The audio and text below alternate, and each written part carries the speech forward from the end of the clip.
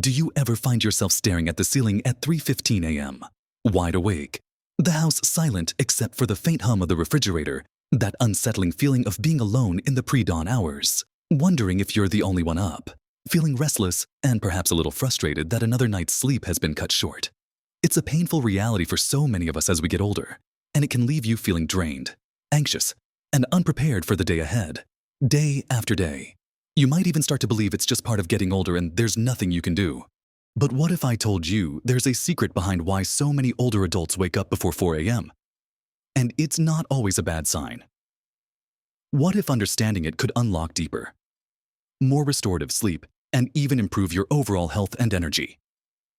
In this video, we're going to uncover the surprising truths behind those early morning wake-ups and explore simple, gentle ways you can work with your body, not against it, to sleep better and feel more vibrant.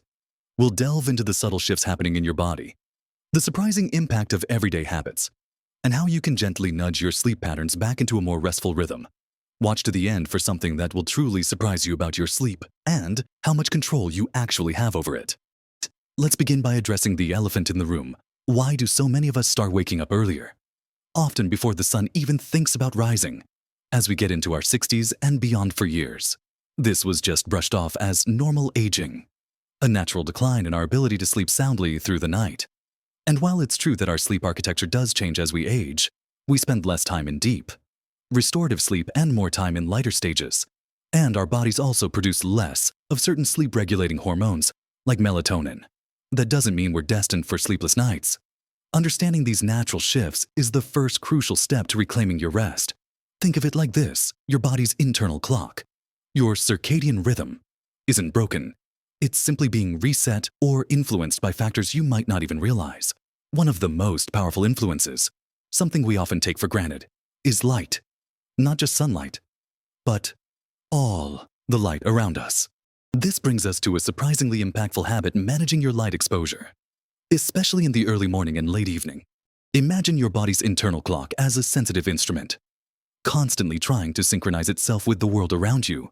The strongest signal it receives is light.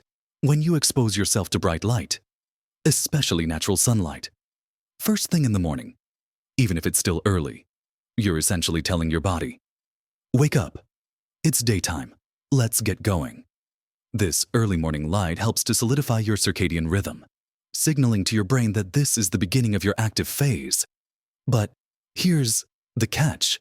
If you're waking up before 4 a.m., and then immediately reaching for your phone or turning on bright lights in the house, you might inadvertently be reinforcing that early wake-up time. Your body thinks, "Oh, it's already bright, so it must be time to fully wake up." What you want to do instead is embrace the natural light cycle. If you find yourself awake before dawn, try to keep your environment as dim as possible. Avoid blue light from screens, your phone, tablet, or television for at least an hour or two before you plan to go to sleep. And if you wake early, blue light is incredibly stimulating and can suppress melatonin production, making it harder to fall back asleep and even contributing to fragmented sleep later in the night. Once the sun is actually up, that's your cue to get some real natural light. Step outside for even 10-15 minutes, perhaps with your morning cup of tea or coffee, and let your eyes take in the natural light. You don't need to stare at the sun. Simply being outdoors is enough. This practice helps to set your internal clock for the day, improving your alertness during waking hours and strengthening the signal for when it's time to wind down later. It's like a daily reset button for your sleep cycle. Think about it. Our ancestors lived by the sun. They woke with the dawn and went to bed with the dark. While we don't need to live in caves, reconnecting with natural light patterns can have a profound impact. On the flip side, as evening approaches, you need to start winding down your light exposure. This means dimming the lights in your home, especially overhead lights, and switching to warmer, lower intensity lamps. Consider wearing blue light blocking glasses if you absolutely must use screens in the evening. This gentle dimming signals to your brain that the day is ending, and it's time to start producing melatonin, preparing your body for sleep. It's a simple yet powerful shift, moving from a bright, stimulating environment during the day to a soft, relaxing one in the evening. This conscious management of light is one of the most accessible and effective ways to help your body rediscover its natural rhythm, encouraging deeper sleep and reducing those frustrating early morning wake-ups. Now that we've discussed the profound impact of light on your sleep, let's turn our attention to another daily habit that often goes overlooked but plays a significant role in how well you sleep, what, and when you eat and drink, continuing our journey towards more restful nights. Let's talk about how your daily choices, specifically what you put into your body and when, can silently contribute to those early morning wake-ups. This is another one of those simple shifts that can make a monumental difference. Think about your last meal of the day. Is it heavy, spicy, or eaten very close to bedtime, eating a large, rich meal too late in the evening can keep your digestive system working overtime when it should be winding down. Your body is trying to digest that food, rather than focusing on preparing for sleep, which can lead to discomfort, indigestion, or even acid reflux, all of which are notorious for disrupting sleep and causing you to wake up feeling uncomfortable long before your alarm. A good rule of thumb is to aim for your last substantial meal at least 2 to 3 hours before you plan to go to sleep. If you absolutely need a snack closer to bedtime, make it something light and easy to digest, like a small banana, a handful of almonds, or a piece of whole grain toast.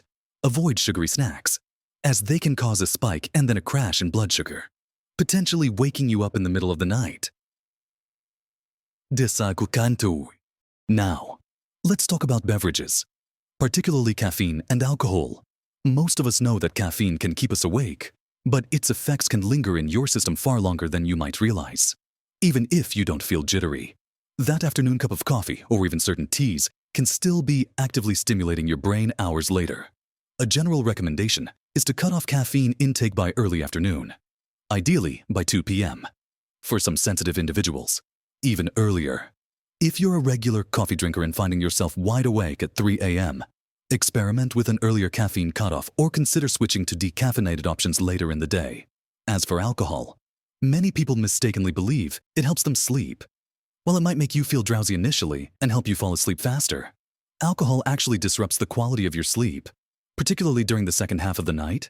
It metabolizes in your system, and as it does, it can cause rebound awakenings, often around that 3 or 4 a.m. mark, leaving you feeling fragmented and unrested. Try to limit alcohol, especially in the evenings, or avoid it altogether if you're struggling with early wake-ups. Swapping that evening glass of wine for a calming herbal tea, like chamomile or valerian root, can be a gentle way to support your sleep, beyond what you eat and drink. How you move your body throughout the day also plays a crucial role in your sleep quality. Regular physical activity, especially moderate exercise like walking, swimming, or gardening, can significantly improve sleep depth and duration. It helps regulate your circadian rhythm and reduces stress and anxiety, which are common culprits behind sleep disturbances. However, the timing of your exercise is key. Engaging in vigorous exercise too close to bedtime can have the opposite effect, energizing your body when it should be winding down. Aim to complete any strenuous workouts at least 3 to 4 hours before you plan to sleep. Morning or early afternoon exercise is ideal, as it helps reinforce your body's natural wake-sleep cycle. Even a gentle walk after dinner can be beneficial, helping with digestion and providing a pleasant transition into your evening routine, without being overly stimulating. Finally, let's consider your sleep environment itself. Is your bedroom truly a sanctuary for sleep? The ideal sleep environment is cool, dark, and quiet. Even small amounts of light from streetlights, digital clocks, or charging electronics can disrupt melatonin production. Consider blackout curtains or an eye mask. Keep the room comfortably cool. A temperature between 60 and 67 degrees Fahrenheit is often recommended for optimal sleep. And minimize noise as much as possible. If street noise or noisy neighbors are an issue, consider earplugs or a white noise machine to create a consistent, soothing background sound. Investing a little time in creating an optimal sleep environment can pay huge dividends for your sleep quality. It's about more than just a comfortable bed. It's about signaling to your body that this space is solely for rest, These mindful adjustments to your diet, activity, and sleep space are powerful tools in your quest for deeper, uninterrupted sleep. And next, we'll dive into perhaps the most elusive aspect of sleep, the role of your mind and the power of consistent routines.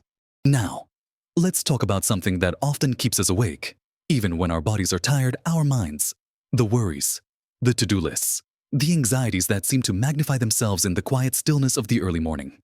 It's a common experience for many older adults to wake up before 4 a.m. with their minds racing, replaying the day's events, or fretting about tomorrow.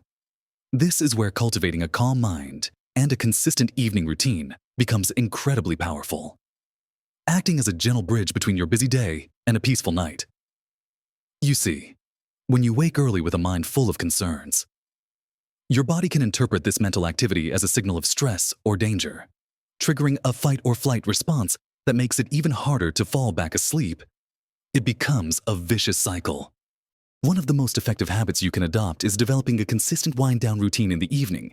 This isn't about rigid schedules, but about creating a set of calming rituals that signal to your body and mind that it's time to transition from activity to rest. This routine should ideally start an hour or two before you plan to go to sleep. What does this look like? It could be anything that you find relaxing and enjoyable. Perhaps it's reading a physical book. Remember, we talked about avoiding screens, or listening to soothing music, or a gentle podcast. Many find comfort in a warm bath or shower, which helps to relax muscles and can actually lower your core body temperature, signaling sleep. Others might enjoy some gentle stretching or light yoga. The key is consistency and repetition. When you perform these calming activities night after night, your body begins to associate them with sleep, creating a powerful conditioned response that primes you for rest. Another incredibly helpful practice for managing those early morning anxieties is mindfulness or simple meditation. You don't need to be an expert meditator. Even 5 or 10 minutes of focused breathing can make a difference. If you wake up before 4 a.m. and your mind starts to race, instead of immediately getting frustrated, try to simply observe your thoughts without judgment.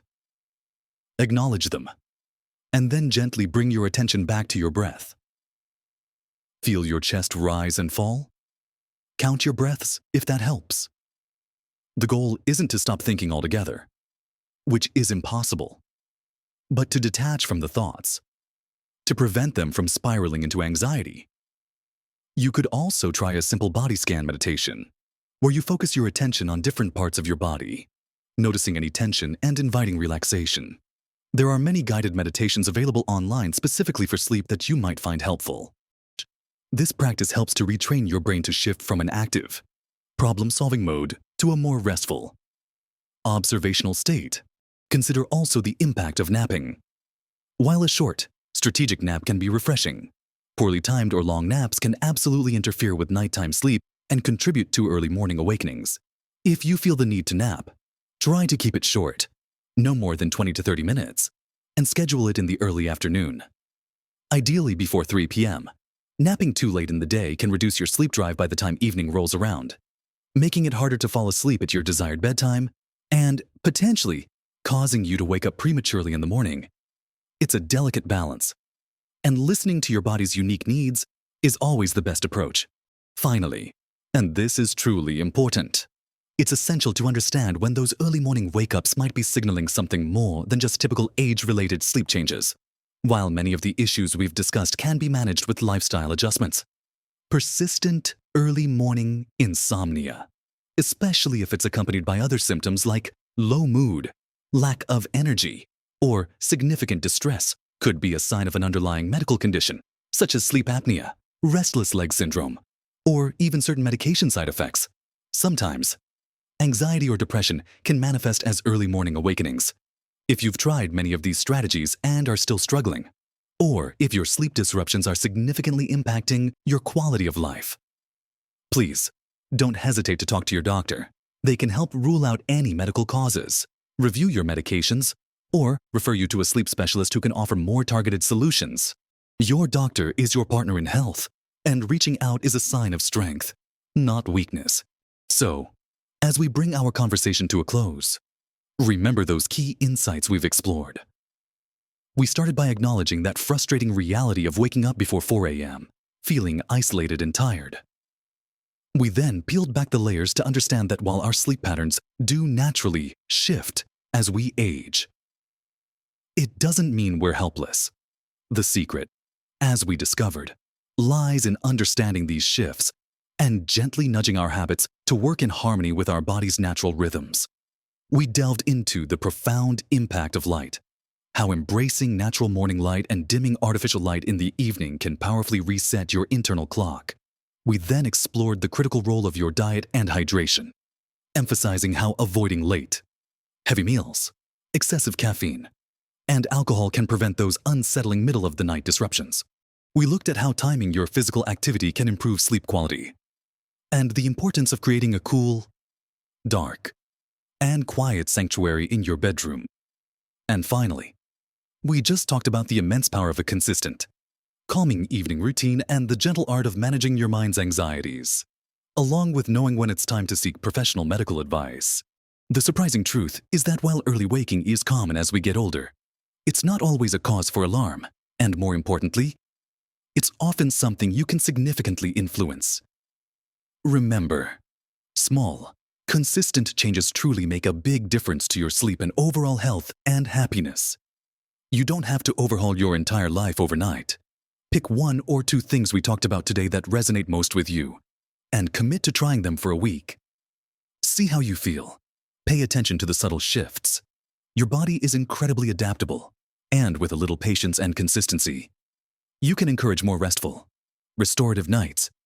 You deserve to wake up feeling refreshed and ready to embrace each day with energy and joy. I'd love to hear from you. Have you experienced early morning wake-ups? What strategies have you found helpful? Share your thoughts and experiences in the comments below. Your insights could truly help someone else who's struggling. If you found this video helpful, please give it a thumbs up. And don't forget to subscribe to the channel for more practical tips and encouragement to help you live your best life at every age. Thank you for spending this time with me. Keep exploring, keep learning, and keep thriving. Live your best life at every age.